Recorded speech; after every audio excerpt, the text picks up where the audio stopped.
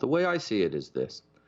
If Russia invades Ukraine, and someone else said this earlier, I'm not on this show, I'm not the first person to say this, it will be devastating for Ukraine, but very bad for Russia. They will take casualties. If they decide they want to occupy Ukraine, they will take casualties for a long time. It will damage Russia's economy. It will over time damage Putin's domestic standing in Ukraine. I mean, in Russia, pardon me.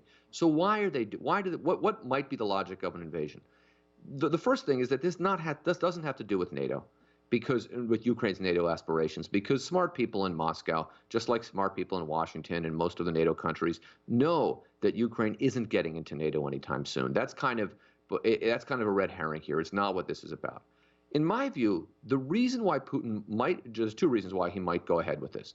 One, he needs a way out that can't be framed as Biden and Putin stared at each other and Putin blinked first. So he needs a way out that allows him to bring something back to Russia other than, Biden stared me down.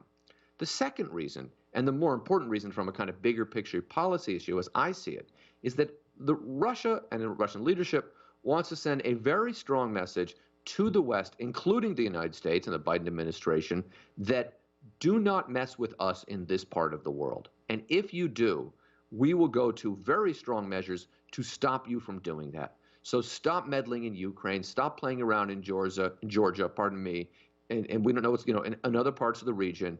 Put this color revolution stuff in the dustbin of history and let us have this part of the world to do what we want to do. And they will go to great measures to get that. That's the only reason why I think from a policy perspective, Putin would go ahead and have this war.